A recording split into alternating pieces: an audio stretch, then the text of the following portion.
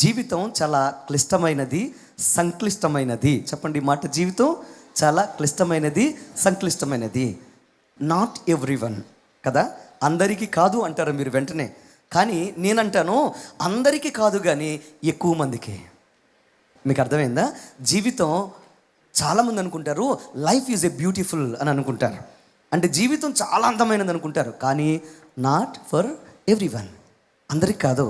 కొంతమందికి చాలా బాధ, ఇంకొంతమందికి చాలా కష్టము, ఇంకొంతమందికి చాలా కన్నీరు, ఇంకొంతమందికి చాలా బాధలు, ఇంకొంతమందికి చాలా భయంకరమైన గాయాలు. అయితే ఈ రోజున జీవితం అనేది ముందుకు సాగాలి తప్ప అది ఎంత మాత్రం ఆగిపోకూడదు. జీవితం ఆగిందంటే మన బ్రతుకు అనేది కృంగిపోయి మన జీవితాలు నాశనం అయిపోతాయి. అందుకోసమే ప్రభు ఎప్పుడు ఏమంటాడంటే మీరు ఆగిపోక సాగిపోండి అని అన్నాడు. పరిశుద్ధ లేఖనాన్ని మీరు గమనిస్తే 3 సువార్తల్లో జాగ్రత్తగా మీరు అర్థం చేసుకుంటే మార్కు సువార్తకు ఒక ప్రత్యేకత ఉంది. ఇంగ్లీష్ బైబిల్లో ఇమ్మీడియట్లీ అని వ్రాయబడింది. అంటే వెంటనే అనే పదాలు చూస్తారు. ఎక్కడ కూడా ల్యాగింగ్ ఉండదు, మీరు గమనించండి. సో మీ అందరికీ తెలుసు అని అనుకుంటున్నాను. సువార్తలో మొట్టమొదటి సువార్త ఏది చెప్పాలి? మొట్టమొదటి సువార్త ఏది? మొట్టమొదటిగా వ్రాయబడిన సువార్త ఏది? మార్కు సువార్త మొట్టమొదటి వ్రాయబడింది. మార్కు సువార్తను చూపెట్టుకొని వ్రాయబడిన సువార్తలు మత్తయి సువార్త, అలాగే లూకా సువార్తలు. సో మార్కు సువార్త యొక్క ప్రత్యేకత ఏంటంటే చాలా షార్ట్గా ఉంటుంది. అందులో చాలా స్పీడ్గా వింటున్నారా? దేవుడు ఈ లోకానికి ఎలా వచ్చాడు, ఆయన ఉద్దేశం ఏంటి, ప్రభు అయిన యేసుక్రీస్తు వారు ఆయన ఈ లోకములో ఎందుకు పుట్టారు, ఆయన జన్మ రహస్యం ఏంటో చెబుతూ ఆయన పరిచర్య గురించి, అలాగే ఒక ప్రయాణం రూపంలో మనం చూస్తాం. ఆఖరికి ఆ ప్రయాణము యెరూషలేములో ఆగిపోతుంది. దేవునికి స్తోత్రం కలుగునుగా. అది నా ఉద్దేశంగా కాదు, కానీ సందర్భం కాదు, కానీ జస్ట్ నేను కోట్ చేస్తున్నాను. ఎందుకు ఈ మాట మీకు చెప్తున్నానంటే, మీరు మార్కు సువార్తను చూస్తే అదంతా ఒక ప్రయాణములాగా ఉంటుంది. అంటే ఒక జీవితం ఎలాగైతే ముందుకు సాగిపోతుందో అలాగే ఆ యొక్క రైటింగ్ స్టైల్ కూడా ఎలా ఉంటుందంటే ఒక ప్రయాణములాగా, ఒక జర్నీలాగా ముగిస్తాడు. దేవునికి స్తోత్రం కలుగునుగా. సో జీవితం అనేది ఒక జర్నీ అనుకుంటే, జీవితం అనేది ఒక ప్రయాణం అనుకుంటే, ఆ ప్రయాణము ఆగకూడదు, కానీ సాగిపోతూనే ఉండాలి. ఆగిపోతే ఏమవుతుందంటే శత్రు బారిన పడతాం, ఆగిపోతే ఏమవుతుందంటే కష్టాల బారిన పడతాం, ఆగిపోతే ఏమైపోతుందంటే మనము మునిగిపోయి చనిపోతాం. అందువల్ల ఆగకుండా మనం ముందుకు సాగిపోతే మనల్ని ముందుకు నడిపించే దేవుడు మన జీవితంలో మనల్ని అద్దరికి చేరుస్తాడు. హల్లెలూయా. పరిశుద్ధ లేఖనాన్ని మీరు గమనిస్తే యేసు ప్రభు వారు 33.5 సంవత్సరాలు ఈ భూమి మీద ఆయన బ్రతికి 3.5 సంవత్సరాలు ఆయన రాజ్య నిర్మాణములో, రాజ్య విస్తరణలో భాగంగా, ఏంటి ఆ రాజ్యము? The Kingdom of God. చెప్పండి, దేవుని రాజ్యము స్థాపనలో, దేవుని రాజ్యం యొక్క విస్తరణలో భాగంగా ఆయన అనేక అద్భుతాలు చేశారు. ఈరోజు అటువంటి అద్భుతంలో ఒక అద్భుతం మనం ధ్యానం చేస్తున్నాం. ఈరోజు ఇక్కడ ఎంతమంది అయితే కూర్చొని ఇక మా వల్ల కావడం లేదండి, ఇక మా జీవితంలో మేము ముందుకు సాగలేకపోతున్నాము, ఈ బాధలు మేము అనుభవించలేకపోతున్నాము, ఈ ఉద్యోగాలు మేము సంపాదించలేకపోతున్నాము, ఈ కఠినమైన పరిస్థితులు మేము ముందుకు సాగి వీటిని మేము జయించలేకపోతున్నాము, కృంగిపోయాము, మేము మా జీవితాల్లో విసిగి వేసారిపోయాము, మాకంత డిప్రెషన్లో మా జీవితాలన్నీ భయంకరంగా నలిగిపోయినాయి అని ఎవరైతే అంటున్నారో, ఈ రాత్రి మీతోనే దేవుడు మాట్లాడుతున్నాడు. ఎవరైతే జయించలేకుండా పరిస్థితుల మధ్యన, కష్టాల మధ్యన, కన్నీటి మధ్యన, సమస్యల మధ్యన, అలాగే అప్పుల మధ్యన, వడ్డీల మధ్యన ఎవరైతే నలిగిపోతున్నారో వారందరినీ ఈరోజు నా దేవుడు, నా యేసయ్య మీ జీవితాల్లో మీరు చూడలేని స్థానానికి తీసుకువెళ్ళాలని ఈరోజు మిమ్మల్ని ఇక్కడికి తీసుకొచ్చాడు. చప్పట్లు కూడా బిగ్గరగా దేవుని నామాన్ని గణపరచాలి. ఆ రోజు జాగ్రత్తగా మీరు అర్థం చేసుకుంటే, ఏ రోజు? ప్రభు అయిన యేసుక్రీస్తు వారు ఆయన భూమి మీద ఆయన సజీవుడుగా ఉండి తన ప్రజలతో మాట్లాడుతున్న రోజు, ఒక రోజు అంటున్నాడు. ఏమని తెలుసా? ఆయన శిష్యులను పిలిచిలా అన్నాడు, మనము అద్దరికి పోదాం. చెప్పండి ఈ మాట, మనము అద్దరికి పోదాం. అద్దరికి పోదాం, వెంటనే మీరు సిద్ధపడండి, సిద్ధం చేయండి అనగానే అక్కడ వాక్యాన్ని మీరు గమనిస్తే వారు ఏం చేశారు తెలుసా? వెంటనే వారు ఒక దోణిని సిద్ధం చేసి యేసు ప్రభుని అందులో ఎక్కించి ఆ దోణిని వారు ఏం చేస్తున్నారు తెలుసా? ముందుకు నడిపించడం ప్రారంభించారు. ఎప్పుడైతే యేసు ప్రభు వెళ్ళారో ఇట్స్ ఎ న్యాచురల్. ఏంటి తెలుసా? యేసు ప్రభు ఎక్కడికి వెళితే అక్కడికి ప్రజలు వెంబడించడం అనేది సహజమైన విషయం. ఆయన వెళ్ళిన ప్రతి చోటకు వెళ్ళిపోయారు. ఆయన అడవిలో ఉంటే వెతుక్కుంటూ అడవిలోకి వెళ్ళారు. వింటున్నారు? అడవిలో ఉంటే అడవిలోకి వెళ్ళిపోయారు. ఆయన సమాజంలో ఉంటే సమాజానికి వచ్చారు. అలాగే ఆయన కొండల మీద ఉంటే కొండల మీదకి వెళ్ళారు. ఆఖరికి సముద్రం మీద ప్రయాణం చేస్తున్న వదిలిపెట్టలేదు ఆయన్ని. సముద్రం కూడా ఆయన ప్రయాణం చేస్తుంటే సముద్రంలో కూడా ఆయన వెంబడించారు. ఆ రోజున అనేక మంది దోణులు వేసుకొని ఆయన వెంట వెళుతూ ఉన్నారు. మరి ఈ రోజున ప్రజలందరి దగ్గరికి దేవుడు వస్తున్నా కానీ, దేవుని సన్నిధి వస్తున్నా కానీ, ప్రజలు దేవుని దగ్గరికి రావడానికి ఏం చేస్తున్నారు చెప్పాలండి? ఏం చేస్తున్నారు? బద్ధకంతో దేవుని సన్నిధికి రావడానికి ఏం చేస్తున్నారు తెలుసా? మొండికేస్తున్నారు. మీకు ఒక మాట చెప్తాను, వినండి. మన జీవితాలు దేవుని యొక్క సన్నిధిలో ప్రయోజనకరమైన, ఆశీర్వాదకరమైన జీవితాలుగా మార్చబడాలంటే మనము మన జీవితాల్లో ప్రతిష్ఠిత దినములలో దేవుని సన్నిధిలో మనము లేచి నిలబడి, అయ్యా నాతో మాట్లాడు, నీ దాసుడు ఆలకిస్తున్నాడంటే ఆయన మనతో మాట్లాడతాడు. రెండు చేతులైతే హల్లెలూయా. మన దిక్కులేని స్థితి, మన దరిద్రాలు, మన బాధలు, మన కష్టాలు, మన శాపాలు అన్నీ పోవాలి అని అంటే ఆయన్ను వెతికే మనసు మనకు చెప్పాలి, గట్టిగా ఉండాలి. యేసుప్రభు వారు వెళుతుంటే యేసుప్రభుతో అనేక మంది బయలుదేరి వెళ్ళారు. ఏమన్నారు యేసుప్రభు అని అంటే, ఈ ధరి నుండి ఏం చేద్దామన్నాడు? అద్దరికి వెళదామన్నాడు. అద్దరి అని అంటే ఆధరి, అంటే ఆధరి అంటే అవతలి ప్రక్క అని. అవతలి ప్రక్కకు వెళదామన్నాడు. ఏ ప్రక్క నుండి? ఈ ధరి నుండి. అంటే ఈ ధరి నుండి, ఈ ప్రక్క నుండి ఆ ప్రక్కకు వెళదామని అన్నారు. వింటున్నారా? ఈ ధరి నుండి ఆ ధరికి వెళదాం అన్నాడు. ఎందుకని చెప్పండి, ఎందుకని? ఇది ప్రశ్న. ఈరోజు మరొకసారి ఆయన ఎలాగ ఆ గాలిని ఆయన ఆపేశాడో, ఆయన ఎలాగ సముద్రాన్ని గద్దించాడో అది నేను చెప్పాలని నాకు ఉద్దేశం కాదు. ఎందుకంటే మనం పదే పదే ఆ వాక్యాన్ని వింటాం. ఈ రోజున దాని వెనక ఉన్న ఆంతర్యం మీకు చెప్పాలని ఆశపడుతున్నాను. మార్కు సువార్త 5వ అధ్యాయం మీరు గమనిస్తే మనకు 5వ అధ్యాయంలో 3 డిఫికల్ట్ సిచ్యువేషన్స్ మనం చూస్తాం. అవి ఎలాంటి అంటే, మనుషులు ఈ లోకంలో చేయలేనివి, వింటున్నారా, మనుషులకు సాధ్యం కానివి, దేవునికి మాత్రమే సాధ్యమైన అద్భుతమైన కార్యాలు చేయడానికి ఆయన ఈ ధరి నుండి ఆ ధరికి వెళ్ళాలనుకున్నాడు. వింటున్నారా? ఈ ధరి నుండి ఆ ధరికి ఎందుకు వెళ్ళాలనుకున్నాడంటే, ఆ ధరిలో మరణం ఉంది, ఆ ధరిలో దెయ్యాలు ఉన్నాయి, ఆ ధరిలో ఏమున్నాయి తెలుసా? భయంకరమైన రోగాలు ఉన్నాయి. వింటున్నారా? ఈ రోజున మానవ జీవితాలకు సంక్లిష్టమైన, కష్టమైన పరిస్థితులు ఎందుకు ఏర్పడుతున్నాయో తెలుసా? వారు ఎదుర్కొంటున్న భయంకరమైన రోగాలు, బాధలు, కష్టాలు, కన్నీళ్ళు ఈ రోజున మానవ జీవితంలో ముందుకు వెళ్లకుండా వారిని ఆపేస్తున్నాయి. మార్కు సువార్త 5వ అధ్యాయంలో మీరు చూస్తారు, ఏంటి తెలుసా? Demon possessed man. ఫస్ట్ది మొట్టమొదటిగా ఎవరిని చూస్తారు చెప్పండి? ఎవరిని? శానాదీయము పట్టిన వాడిని చూస్తారు. రెండవది మనం చూస్తాం డిసీజ్డ్ ఉమెన్ చూస్తాం. 12 సంవత్సరాల రక్తస్రావ రోగంతో బాధపడుతున్న అమ్మాయిని మనం చూస్తాం. మూడవది మీరు గమనిస్తే అ డెడ్ గర్ల్, చచ్చిపోయిన యాయిరు కుమార్తెను మనం చూస్తాం. 3 మీరు గమనించండి. 1 దెయ్యాలు అంటే సైతానులు, రెండవది చెప్పాలి గట్టిగా చెప్పండి. రెండవది భయంకరమైన రోగాలు అంటే ఏ డాక్టర్లు నయం చేయని రోగాలు. మూడవది భయంకరమైన మరణం. జాగ్రత్తగా వినండి. ఈ లోకంలో ఈ 3 మీద జయం లేదు మనిషికి. ఉందా? ఈ రోజున ఎవరైతే ఇక్కడ కూర్చొని ఈ 3 సమస్యలే కాకుండా ఇంకా మీ జీవితంలో ఏ సమస్యలో మీరు కూర్చొని ఉన్నా, ఈరోజు మిమ్మల్ని వాటిని దాటించి మిమ్మల్ని అద్దరికి తీసుకువెళ్ళడానికి దేవుడు ఈ రోజున ఈ 40 దినాల సంకల్పాన్ని ఆయన మీ జీవితంలో సంకల్పించాడు. బిగ్గరగా చప్పట్లు కొడతాం, దేవుని నామాన్ని కనపడతాం. ఈ ధరి నుండి ఆ ధరికి మనం ఏం చేయాలి చెప్పాలి గట్టిగా? ఆయనతో ప్రయాణం చేయాలి. దైవజనుడు అన్నాడు, అద్దరికి వెళదాం చెప్పండి, బయలుదేరమన్నాడు. మరి సంఘం ఏం చేయాలి చెప్పండి? సహవాసం ఏం చేయాలి చెప్పాలి? ఏం చేయాలి? ఏది కావాలంటే అది సమకూర్చాలి. ఏ అవసరమైతే దైవజనుడు చెప్తాడో, ఏ అవసరమైతే సంఘానికి ఉందో దాన్ని మనం సమకూర్చుకొని ఎప్పుడైతే మనం ప్రయాణం మొదలు పెడతామో, మన జీవితంలో ఎదురవుతున్న ప్రతి సంక్లిష్టమైన పరిస్థితులు, ప్రతి విధమైన మన జీవితాన్ని, మన బ్రతుకును ఆపేస్తున్న భయంకరమైన వాటన్నిటిని కూడా ఆయన పట్టాపంచలు చేస్తూ నీ జీవితంలో అన్నిటినీ ఆయన సానుకూలపరిచి నిన్ను అద్దరికి చేరుస్తాడు. 2 చేతులు లేవాలి. హల్లెలూయా. ఎందుకు ఈ మాట మీకు చెప్తున్నానంటే, ఈ రాత్రి మీ జీవితాల్లో మీ ప్రయాణము కూడా ముందుకు సాగాలి అని అంటే మీరు కూడా ఏం చేయాలి తెలిసి, ఈరోజు ఆయనతో కలిసి ప్రయాణము మొదలు పెట్టేయాలి.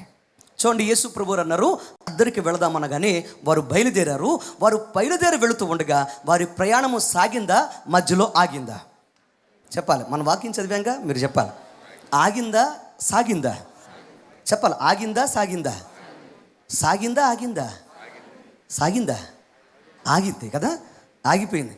ఇప్పుడు చూడండి, చాలామంది ఎగ్జామ్స్ కోసం ప్రిపేర్ అవుతూ ఉంటారు. ఎస్పెషల్లీ డిఎస్సిలో మొన్న ఏదో దేవుని కృపను బట్టి డిఎస్సి అయిపోయింది, కానీ చాలాసార్లు ఏమైంది, పోస్ట్పోన్ అవుతా వస్తూ ఉంటే వారు చదువుకునేవారు ఏమన్నారు తెలుసా, చాలా టెన్షన్గా ఉందండి, ఏదో రకంగా మేము చదువుకున్నది ఎగ్జామ్ రాసేస్తే మాకు ఆ టెన్షన్ పోతే ప్రెషర్ పోద్ది, అలా సాగిపోకుండా ఆగిపోతూ ఉంటే దీని మీదే ఎన్ని సంవత్సరాలు కూర్చోమండి అంటున్నారా లేదా? ఉద్యోగ ప్రయత్నాలు చేసేవారుగా ఆగిపోతున్నారు. అలాగే వ్యాపార ప్రయత్నం చేస్తున్న వాళ్ళు చెప్పాలి గట్టిగా ఆగిపోతున్నారు. పోనీ కష్టపడి కన్నీరు గార్చి ఏదో శ్రమపడి ఏదో రకంగా డబ్బులు సమకూర్చి పిల్లల్ని చదివిద్దామని ఫీజులు కడితే వారు మధ్యలో చెప్పాలండి ఆగిపోతున్నారు. కలలైతే కంటున్నారు కానీ తల్లిదండ్రులు దాన్ని చేరుకోలేని దీనస్థితిలో పిల్లలు. జీవితాలు ఆగిపోతున్నాయి, ముందుకు సాగట్లేదు. ఎందువల్ల అంటే ప్రతి మనిషి జీవితంలో మీ బ్రతుకుల్లో మీరు ఆగిపోతున్నారంటే కారణం ఏంటో చెప్పగలరా మీరు? Why we stop in our life? చెప్పండి, why we stop? Because the problems. చెప్పండి ఈ మాట ఏంటవి? ప్రాబ్లమ్స్ వల్ల. అంతేనా? ఎందుకు ఆగుతారు చెప్పండి, ఎందుకు ఆగిపోతున్నావు? తెలుగులో అంటారు సమస్యల వలన, ఆటంకాల వలన, అడ్డుల వలన మనం ఏమైపోతున్నాం, మధ్యలో ఆగిపోతున్నాం. ప్రతి ఒక్కరూ సమస్యలు అనగానే అందరూ ఒకే రకంగా సమస్యలు చూస్తారు, కానీ సమస్యలు అనేక రకాలు ఉన్నాయని మనం మర్చిపోతూ ఉంటాం. సమస్యలు ఎన్ని రకాలుగా ఉంటాయి మీకు తెలుసా? సమస్యలు ఎన్ని రకాలుగా ఉంటాయి? అన్నీ ఒకే రకంగా ఉంటాయా? చెప్పాలి గట్టిగా. సైకలాజికల్గా అంటే సైకాలజీలో సమస్యలు కొన్ని రకాలు ఉన్నాయి. జస్ట్ నేను కోట్ చేస్తాను. యేసు ప్రభు వారి సమయం లేదు, కానీ అన్ని సమస్యలను ఆయన ఒక రకంగా చూడలేదు. ఒక సమస్యను ఒక్కొక్క రకంగా ఆయన డీల్ చేశారు. మన జీవనం ఆగిపోతుందంటే దానికి కారణం చెప్పండి. మన ప్రయాణం ఆగిపోతుందంటే కారణం ఏంటి చెప్పండి? సమస్యలు. ఇప్పుడు సమస్యలు ఏంటో మనకు తెలిస్తే, ఆ సమస్య ఏ రకమైన సమస్య తెలిస్తే దాన్ని జయించడం చాలా చెప్పాలి ఈజీ. మొట్టమొదటి ప్రాబ్లమ్స్ ఇంచుమించుగా ఒక 4 రకాలు. జస్ట్ 4 చెప్తాను. మొట్టమొదటి జస్ట్ కోట్ చేస్తాను. మొట్టమొదటి ప్రాబ్లమ్స్ అనేవి 4 రకాలు. మొట్టమొదటి సింపుల్ ప్రాబ్లం, అంటే సామాన్యమైన సమస్యలు. సో సామాన్యమైన సమస్యలు ఎలా ఉంటాయి అని అంటే, ఈరోజు మీరు టీ పెట్టుకోవాలనుకున్నారు, సడన్గా ఏ పిల్లో వచ్చి లేకపోతే చేయిదగులో పాలు పడిపోయినాయి. పాలు అయిపోయినాయండి, పడిపోయినాయి. ఇప్పుడు పాలు సమస్యనా? పాలు లేవు, సమస్య ఏంటి చెప్పండి? ఎలా జరుగుద్ది సమస్య? గట్టిగా చెప్పాలి, త్వరగా చెప్పాలి, నేను ఇంకా వాక్యంలోకి వెళ్ళాలి. చెప్పండి, సమస్య ఎలా జరుగుద్ది? మళ్ళీ ఒక 30 రూపాయలు 50 రూపాయలు తీసుకుని వెళ్ళి మనం పాల బూత్కి వెళితే, పాల డబ్బాకి వెళితే, అంటే ఆ షాప్కి వెళితే మనం తెచ్చుకొని మళ్ళీ టీ పెట్టుకోవచ్చు. లేకపోతే పాలు దొరకలా ఏం చేయొచ్చు? ఏలూరులో విరివిగా టీ పాయింట్లు వచ్చేసినాయి కదా, ఎక్కడికైనా వెళ్ళి మనం ఏం చేయొచ్చు? టీ తాగొచ్చు, లేదా తెచ్చుకొని మనం ఏం చేయొచ్చు? Simple problem. అయ్యో బాబాయ్ పాలు పడిపోయి ఇప్పుడు నేను జీవితం ఏంటని ఎవడన్నా ఏడుస్తాడా? కొంతమంది ఏడుస్తారు అట్లాగే. ప్రతిదానికి వీళ్ళ రియాక్షన్ ఎలా ఉంటుంది తెలుసా? పెద్దదానికి ఒక రియాక్షను చెప్పాలి, చిన్నదానికి ఒకే రియాక్షను. అయ్యి బాబోయ్ నా బతికింతే, నా జీవితం ఇంతే, పాలు పడిపోయినాయి, పడేసావా, దెయ్యం నీలోకి దూరింది అని ఏం చేస్తారు తెలుసా? భర్తనైతే భర్తనే, కొడుకునైతే కొడుకుని, కూతురునైతే కూతుర్ని, లేకపోతే ఒకవేళ భార్యనైతే భార్యని ఏం చేస్తారు? నిందిస్తూ ఉంటారు. సమస్యకు పరిష్కారం మాత్రం వెతకనే. రెండవది కాంప్లికేటెడ్ ప్రాబ్లం. చెప్పండి ఏంటవి? కాంప్లికేటెడ్, కఠినమైన సంకటమైన సమస్యలు. ఈ సమస్యలు ఎలా ఉంటాయంటే, మీరు కారులో వెళుతున్నారు అనుకోండి, కారులో వెళ్తా ఉండగా కారులో సౌండ్ ప్రారంభమైంది, టక్ టక్ టక్ టక్ టక్, ఆ తర్వాత బర్ర బర్ర అని కొడుతుంది. కొద్దిసేపు వెళ్ళేటప్పటికి కారు ఇలా ఊగిపోతుంది. అప్పుడు కారు ఎవరు ఏం చేస్తారు తెలుసా? ఒకళ్ళ భార్య కూర్చుంది అనుకోండి, తల్లో లేకపోతే నానో లేకపోతే ఎవరో అన్నదమ్ములు కూర్చున్నారు, అలాగే వెళ్ళిపోతావు చూడెళ్ళి అని అంటారు. అంటే దాని అర్థం ఏంటి? వీడికి ఏదో తెలిసినట్టు, ఇది బాగా తెలుసని చూడమంటారు. ఈయన కూడా అసలు మళ్ళీ ఏమాత్రం సంకోచించకుండా టక్కన దిగి డోర్ తీసుకొని బానెట్ పైకి లేపేసి తెగ చూసేస్తారు. ఏమీ కనపడదు అక్కడ. పోనీ ఏదైనా అర్థమవుద్దా? చెప్పాలి, ఏమన్నా అర్థమవుద్దా? ఏమీ అర్థం కాదు. అటు చూసి ఇటు చూసి బానెట్ వేసేసి దగ్గరలో మెకానిక్ షెడ్ ఉంచినట్టుంది అని మెల్లిగా మళ్ళీ కారు స్టార్ట్ చేసి మెకానిక్ షెడ్ తీసుకెళ్ళి మెకానిక్ దగ్గర పెట్టగానే ఏదో సౌండ్ వస్తుందని అనగానే వాడు బానెట్ లేపమని దాన్ని ఏదో 2 రెంచులు పట్టుకొని ఇటు తప్పి ఇప్పుడు స్టార్ట్ చేయగానే నార్మల్గా అది ఇంజిన్ ఆడుతూ ఉంటుంది. అర్థమైందా? కాంప్లికేటెడ్ ప్రాబ్లమ్స్ అంటే కఠినమైన సమస్యలు ఎలా ఉంటాయంటే అవి మనం తీర్చలేం, కానీ ఆ కఠినమైన సమస్యలు సాల్వ్ చేయగలిగిన కొంతమంది ఉంటారు. వింటున్నారా? వారి దగ్గరికి వెళితే మన సమస్య తీరిపోద్ది. అనవసరంగా సమస్య వచ్చింది, బాధ వచ్చింది, మనకు వ్యతిరేకతలు వస్తున్నాయని ఏడవకుండా సమస్య పరిష్కరించేవారు ఎక్కడున్నారో అక్కడికి వెళితే, ఆ స్థలంకి వెళితే నీ సమస్యలు తీరిపోతాయి. చవళ్ళు కూడా బిగ్గరగా దేవుని నామాన్ని కనపరచండి. ఎందుకంటే మనకు మాత్రమే అవకాశం ఉంది. ఈ భూమి మీద ఎవరికి అవకాశం లేదు. సమస్యలు తీర్చే స్థలము, సమస్యలు తీర్చే వ్యక్తులు దేవుని యొక్క సన్నిధిలో ఉంటారు. బిగ్గరగా చప్పట్లు కూడా దేవుని నామాన్ని కనపరచండి. ఎవరికైనా సమస్యలు వస్తే ఏడుస్తూ కూర్చోవాలి, కానీ మనకు సమస్య వస్తే మన భుజం మీద చేసి నేనున్నాను, సంఘం ఉంది అని దైవజనురాలు మన కోసం ప్రార్థన చేస్తారు. వారికి తెలుసు నీ జీవితంలో ఎక్కడ తిప్పితే, ఎక్కడ పట్టుకుంటే, ఏం చేస్తే నీ సమస్య వంగుద్దో లొంగుద్దో అది తెలుసు గనక ఎప్పుడు ఈ కుడికలు పెట్టాలో, ఎప్పుడు మీటింగులు పెట్టాలో, ఎప్పుడు మిమ్మల్ని ఆశీర్వాద కుడికల్లో నడిపించాలో వారికి తెలుసు గనక తగిన సమయమందు ఈ కార్యాలు చేస్తున్నారు. రెండు చేతులైతే. కఠినమైన సమస్యలు మన జీవితంలో పోవాలంటే మనము దేవుని యొక్క సన్నిధికి మనం ఏం చేయాలి? రావాలి.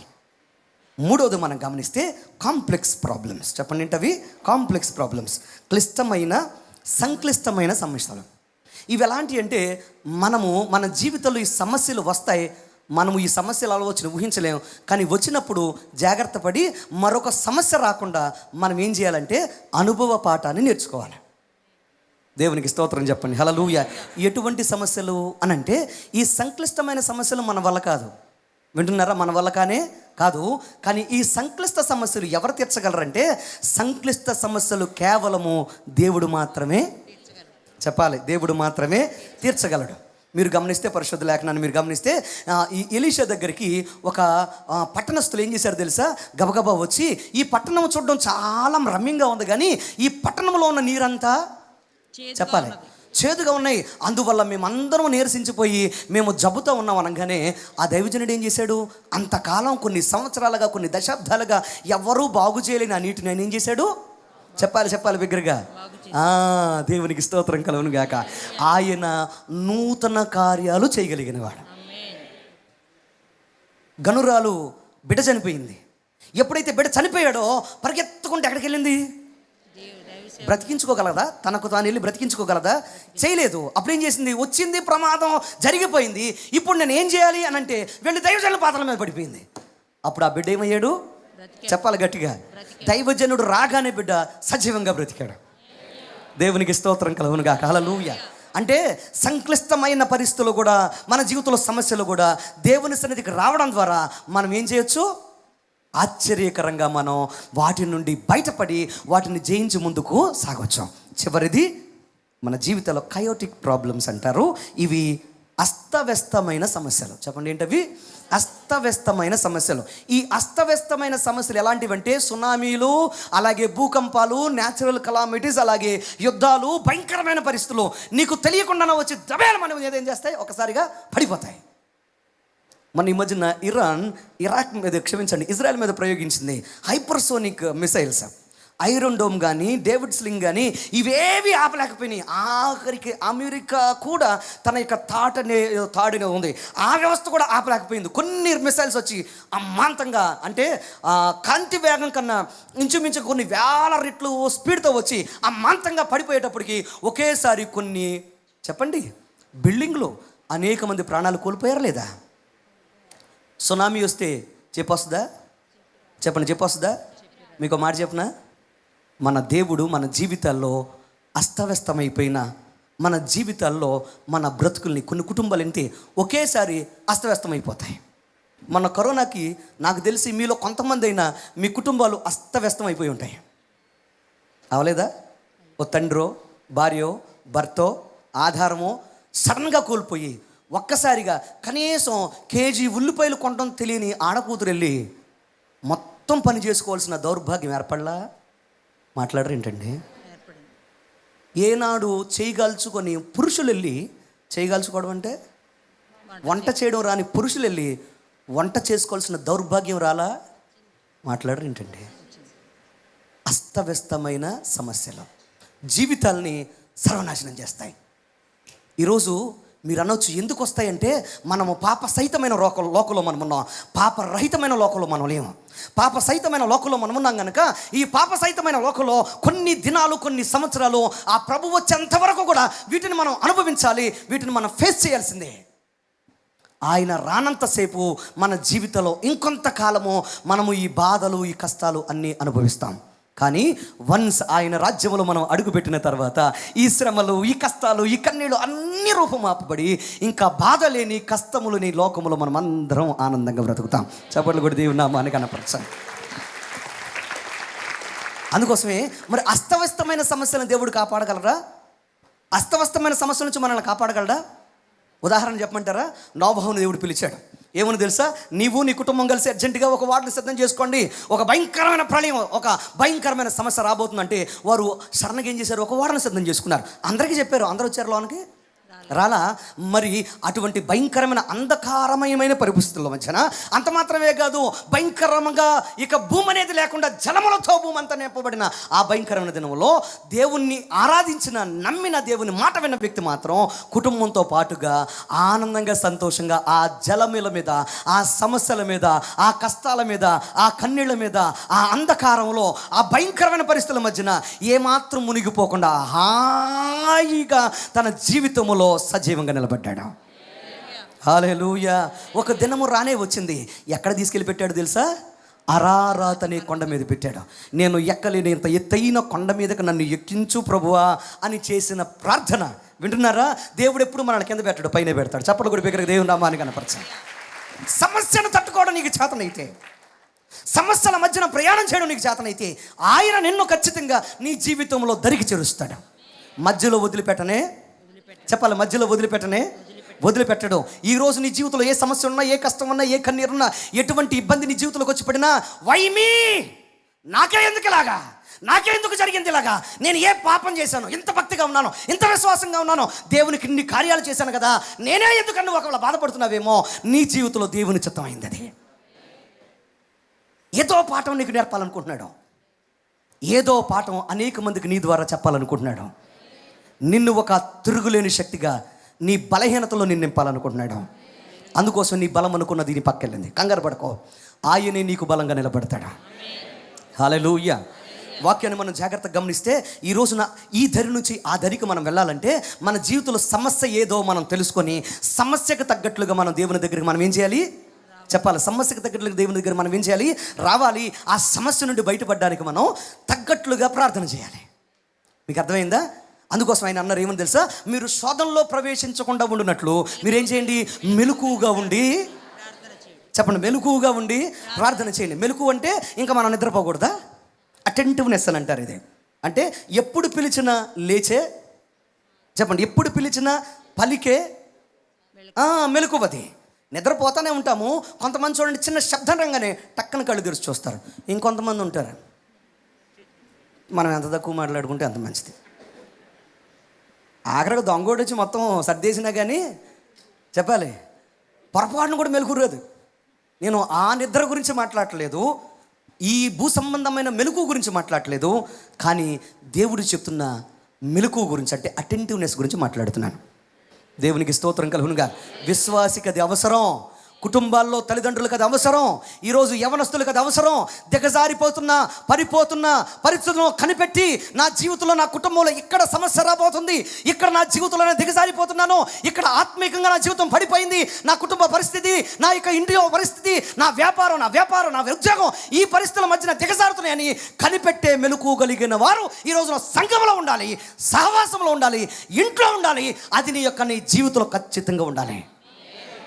హల్లెలూయా. అందుకోసమే ఒక్కడు ఉంటే మొత్తం వ్యవస్థను కాపాడతాడు. మరి ఈరోజున అది మీరేనా?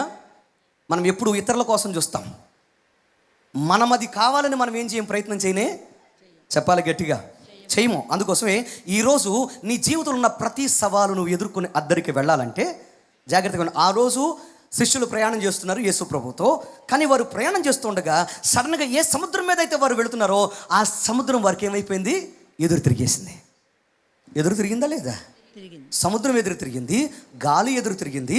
సముద్రము గాలి కలిసి ఏం చేయడం మొదలుపెట్టినాయి? చెప్పాలి, ఆ దోణెను ముంచేయడం ప్రారంభించినాయి. వినండి జాగ్రత్తగా. మీ జీవితంలో కూడా మీరు ఏదైతే బలం అనుకున్నారో, దేని మీదైతే మీరు ప్రయాణం చేస్తున్నారో, కొన్ని సందర్భాల్లో అదే నీకు శత్రువుగా, అదే నీకు నీ జీవితంలో భారంగా నిన్ను ముంచేసేదిగా మారిపోతుంది. ఒకవేళ నీ కుటుంబం నీకు బలమేమో, నీ ఉద్యోగం నీకు బలమేమో, ఒకవేళ నీ ఆస్తి నీకు బలమేమో, నీ స్నేహితుడు నీకు బలమేమో, నీ స్నేహితురాలు నీకు బలమేమో, ఒకవేళ నీ భర్త, నీ భార్య, దేన్ని నువ్వు నమ్ముకున్నావో అదే నీ జీవితంలో కొన్ని సందర్భాలు ఏమైపోద్ది తెలుసా? Are you with me? వెనుకున్నవారు నాతోనే ఉన్నారా? నాతోనే ఉన్నారా? జాగ్రత్తగా వినండి. ఈరోజు నేను జీవిత సత్యం మాట్లాడుతున్నాను, కఠినమైన వాస్తవం మాట్లాడుతున్నాను. అందుకోసం ప్రభువారు ఏమన్నారు తెలుసా? ఆయన కన్నా దేనిని నువ్వు ఎక్కువగా ప్రేమించకూడదు. మనుషులు నమ్ముకున్నట్టు కంటే యెహోవాను ఆశ్రయించుట మేలు. ఎవరు నమ్మద్దు మీరు. ఎందుకనంటే నువ్వు దేని మీద బాగా ఆధారపడ్డావో అది ఖచ్చితంగా నేను ఏం చేస్తా తెలుసా? ఒక రోజున ముంచేయచ్చు. అందుకోసమే నీకు వ్యతిరేకంగా మారిపోయి నీకు సవాళ్ళు క్రియేట్ చేయొచ్చు. బ్రతికించాను కదా, బ్రతుకునిచ్చాను కదా, నన్ను పోషిస్తుంది అనుకున్నావా, నన్ను నిలబడుతుంది అనుకున్నావా, నువ్వు ఖచ్చితంగా మోసపోయినట్టే. నువ్వు ఎవరివైనా కావచ్చు, ఈరోజు కాకపోతే రేపైనా నీకు ఎక్స్పీరియన్స్ అవుతాయి. కానీ వాస్తవం ఇది, నీ జీవితంలో సవాళ్ళు వస్తాయి, అడ్డులు వస్తాయి, ఆటంకాలు వస్తాయి. నువ్వు అద్దరికి సుఖంగా వెళతానంటే సాతానుగాడు చూస్తూ ఊరుకొనే, చెప్పండి, సాతానుగాడు చూస్తూ ఊరుకోడు. నువ్వు అద్దరికి వెళ్ళాలంటే నువ్వు 2 పనులు చేయాలి. అద్దరికి వెళ్ళాలంటే ఏం చేయాలి? 2 పనులు చేయాలి. మొట్టమొదటిగా చూడండి, యేసు ప్రభువు అన్నారు, మనం అద్దరికి వెళదాం అని అనగానే ఆయన మాట వారు విన్నారు. ఆయన మాట వారు చెప్పండి ఏం చేశారు? ఎందుకని అడిగారా? Why Jesus, why now, why not tomorrow అని అడిగారు. అన్నారా? ఎందుకనంటే వాతావరణ పరిస్థితులు బాగాలేదు. ఆల్రెడీ వారందరూ జాలరులే కదా, ఆ సముద్రం మీద ప్రయాణం చేసిన వారే కదా, ఎప్పుడైనా కానీ భయంకరమైన గాలి రావచ్చు. ఈ సమయంలో ఎందుకు, రేపెళదాం, ఈ చీకట్లో ఎందుకు, రేపెళదాం అని అడిగి ఉండొచ్చు కదా, అనుండొచ్చు కదా. అన్నారా? అన్లా. యేసు చెప్పాడు, మేము చెయ్యాలి. ఆయన వెళదామన్నాడు, మనం వెళ్ళాలి. అంతే తప్ప నో మోర్, చెప్పండి, నో మోర్ క్వశ్చన్స్. సర్వసాధారణంగా మరి ఇక్కడైతే మాట్లాడతారో లేదో కానీ నేను చాలా ప్రాంతాలకు వెళ్ళినప్పుడు నేను వింటూ ఉంటాను. నేను కూడా ఒక పాస్టర్ గారిని కనుక, నేను కూడా ఒక పాస్టర్ గారి కొడుకుని కనుక, నేను కూడా ఒక పాస్టర్ గారి మనమని కనుక చిన్నప్పటి నుంచి చూసుకుంటూ వస్తున్నాను. సర్వసాధారణంగా పదే ఏమైనా కూడికలు పెట్టినా, పదే మీటింగ్లు పెట్టినా, పదే సంఘానికి అవసరమైన వస్తువులు కొందామని ప్రయత్నం చేసినా, ఏదైనా మందిరాలు కడదామని ప్రయత్నం చేసినా, ఏదైనా దేవుని కోసం కార్యం చేద్దామని పొరపాటున సంఘంతో కనుక దైవజనుడు మాట్లాడితే ఏమంటారు తెలుసా? ఇప్పుడు అవసరమా? కింద ఉందే, మళ్ళీ పెద్దది పైన అన్నారు, ఇటు కట్టారు, మళ్ళీ ఇటు తిప్పి అటు కట్టారు, మళ్ళీ ఇది కాదంటారు, బయటకు అంటున్నారు. ఇప్పుడు ఇదంతా అవసరమా? చాలామంది, అమ్మో మీరు చాలా మంచివాడు రా తల్లి, నువ్వు సూపర్, అసలు వెంటనే కావాలి అని అంటారు. దేవునికి స్తోత్రం చెప్పండి, హల్లెలూయా. అందరూ అలాగ ఉండరు. కొంతమంది కావాలి ఇక్కడ అంటారు, వెనక్కి వెళ్ళి వీళ్ళ కొటారి ఉంటుంది ఒకటి, ఏం తెలుసా, వీళ్ళు వెనక్కి వెళ్ళగానే చూసుకుంటారు, మన వాళ్ళు అందరూ వచ్చారా, వచ్చారు. అసలు ఎంత వేస్ట్. ఏమన్నా పైనుంచి వచ్చి పడుతున్నాయా ఇవి? ఏంది ఇది అంతా అవసరమా? ఇప్పుడు 1000 రూపాయల మైకైనా హలో అంటే పనిచేస్తుంది. నాకు తెలిసి షూర్ మైక్ ఇది ఖచ్చితంగా కనీసం ఒక 30-40 పైనే ఉంటుంది. ఇది ఇఫ్ ఐఎమ్ కరెక్ట్ ఒక 70-60 దాకా ఉండొచ్చు, 60-70 కూడా ఉండొచ్చు. ఎందుకు ఈ మాట మీకు చెప్తున్నానంటే, కొంతమంది అంటారు ఇది అవసరమా? చెప్పండి, ఇది అవసరమా? చిన్నది పని చేయదా? మాట్లాడాలని చిన్నది పని చేయదా? చాలామంది they want to live in limits, the do not want to live heights. మీకు అర్థమైందా? మనం ఎప్పుడైతే చిన్నగా ఇంత చాలు, ఇది సరిపోద్ది కదా అనుకుంటామో, మన బతుకు కూడా అలాగే తెల్లారిపోద్ది. ఎప్పుడైతే దావీదు 23వ కీర్తన ఎప్పుడు రాశాడు తెలుసా? ఎప్పుడు పాడాడు తెలుసా? చిన్న బాలుడుగా ఉన్నప్పుడు తన యొక్క తండ్రి మందను మేపుకుంటూ దూరంగా ఉన్న యెరూషలేము కొండలను చూస్తూ, ఆ యెరూషలేము మీద ఉన్న పట్టణం చూస్తూ ఇలా అడిగేవాడంటే, ఇలా పాడేవాడంటే తెలుసా? నేను ఎక్కలేనంత ఎత్తైన కొండ మీదకు నన్ను ఎక్కించు అని. ఎక్కడా? చిన్నోడుగా ఉండి చిన్న మైదానంలో గొర్రెలు మేపుతూ ఆ పెద్ద కొండలను చూసి ఆ కొండల మీద ఉన్న ఆ యొక్క పట్టణాన్ని చూసి అనేవాడంట. ఆ కొండల మీద ఉన్న రాజులు ఆ పట్టణాన్ని పరిపాలన చేస్తుండేవారు. వారిని చూసి అనేవాడు ఏంటి తెలుసా, ఇప్పుడు నేను ఎక్కలేనంత ఎత్తైన కొండ మీదకి ఎక్కించమంటే దాని అర్థం ఏంటి? తీసుకెళ్ళి నేను ఎక్కలేకపోతున్నాను కనుక ఎవరైనా పైన పెడితే చాలని దాని అర్థమా? కాదు కాదు, తన ఆశ ఏంటంటే ఆ కొండలు నేను పరిపాలన చేయాలి, అంతే తప్ప ఈ గేదెల్లో లేకపోతే ఈ యొక్క గొర్రెల్లో కాదు నేను మేపేది, నేను మనుషులు మేపేటట్లుగా నన్ను మార్చని అడిగాడు. చప్పట్లు కూడా బిగ్గరగా దేవుని నామాన్ని కనపరచాలి. When you look at heights, నువ్వు ఎప్పుడైతే ఉన్నతమైన వాటి మీద దృష్టి పెడతావో దేవుడు నిన్ను అక్కడికి తీసుకెళ్తాడు. ఆశీర్వాదం ఏంటంటే మనందరికీ ఈ దైవజనుడు ఉన్నతమైన వాటి మీద దృష్టి పెట్టాడు. చప్పట్లు కూడా బిగ్గరగా దేవుని నామాన్ని కనపరచాలి. ఈ దైవజనుడు, వినండి, నీ దైవజనుడు సాతాను సామ్రాజ్యాన్ని కోల్చాలని ప్రయత్నం చేస్తున్నాడు. దేవుని రాజ్యాన్ని కట్టాలని, చెప్పండి, అది కూడా ఎలాగా? ఘనంగా, గొప్పగా, ప్రపంచవ్యాప్తంగా. ఇంతేనా? దేవుని నామ మహిమార్థం. సమస్త మహిమ ఘనత ప్రభువుకే. గట్టిగా చెప్పండి, చెలునుగాక.